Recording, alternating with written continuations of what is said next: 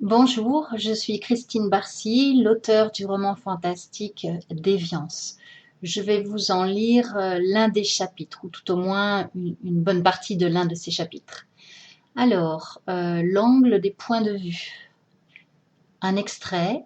Mes personnages et moi formons une communauté. Mais qui est aux commandes? Eux ou moi? Cela m'effraie parfois. Un autre petit extrait. Un artiste crée et modèle ces mondes à son image. Il est un dieu qui ne se connaît pas. Alors la question se pose de ces personnages. A-t-il le droit de les abandonner? Voici maintenant le contenu du chapitre tel qu'il a été écrit. Kathleen s'était rendue chez son éditeur avec les derniers chapitres réécrits. Il l'avait gentiment sermonnée sur sa venue tardive, puis l'avait conduite dans son salon personnel qu'il possédait au rez-de-chaussée de la maison d'édition. Salon qui donnait sur une verrière lumineuse que la jeune femme appréciait chaque fois de redécouvrir.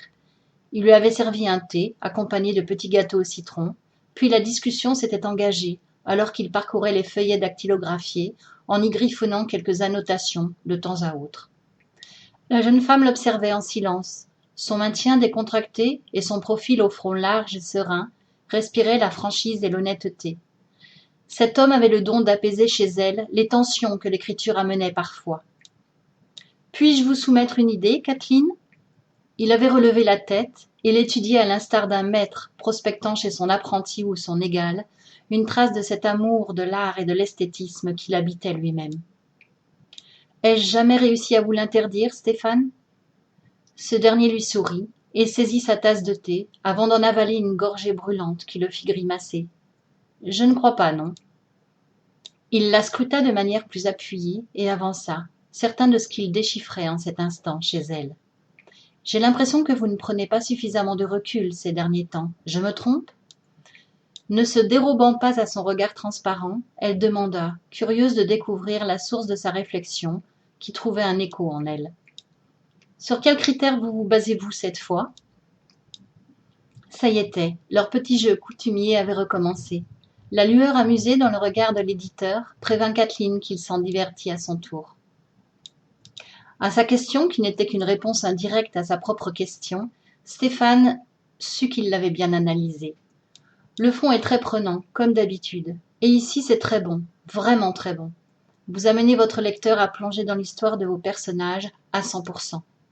Ce qui me gêne en revanche, c'est le caractère plus agressif des échanges de ces derniers chapitres. Nos deux héros s'affrontent avec une réalité trop excessive. Je n'aime pas les relations édulcorées, vous le savez. Mais ici, les émotions sont trop fortes, trop en excès. Toutes ces suites de qualificatifs sont inutiles et redondantes. En même temps qu'il l'interpellait sur le sujet, il biffait énergiquement un mot, une phrase, avant de reprendre sa lecture rapide. La romancière prit le temps de la réflexion. Comment son éditeur pouvait-il appréhender le contexte actuel dans lequel la plongeait non seulement l'histoire, mais également sa propre existence? Seulement avec ces quelques superlatifs introduits parcimonieusement, elle conserva un silence prudent avant de lâcher. Vous m'étonnerez toujours, Stéphane.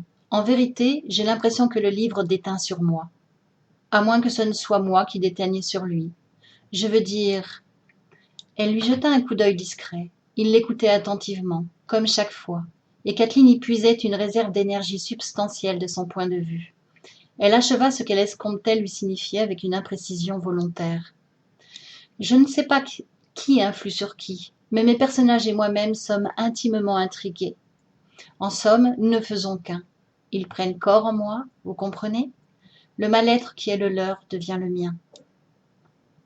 Elle avait prononcé les derniers mots presque en chuchotant. Elle murmura: « C'est comme une fusion entre eux et moi. » Il attendit, s'assurant qu'elle ait extirpé d'elle tout ce qu'il y avait à en savoir, puis demanda: « Cela vous est-il arrivé avant aujourd'hui? » Non, il y avait eu quelques indices, mais rien de comparable à cela. Vous voulez dire que votre vie prend un tour qui n'est pas celui que vous présumiez, Kathleen? Elle parut surprise de ce qu'il la devine aussi bien et déclara: « C'est un peu ça, oui. Mon existence m'échappe en ce moment. » Ainsi que mes personnages. Elle le pensa, mais elle ne le lui dit pas. « Est-ce que je suis indiscret si je vous demande ce qui vous échappe ces derniers temps? » Elle hésita. Comment répondre à une telle question sans se ridiculiser, ou bien trop en dire et risquer de se dévoiler? Un événement troublant?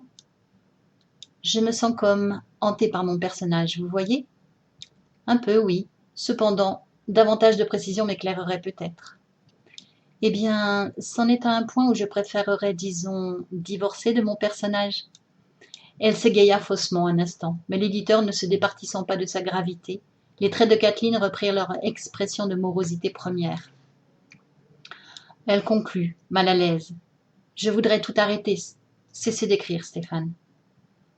Il l'étudia un bref instant avant de rétorquer brutalement. Abruptement, je dirais.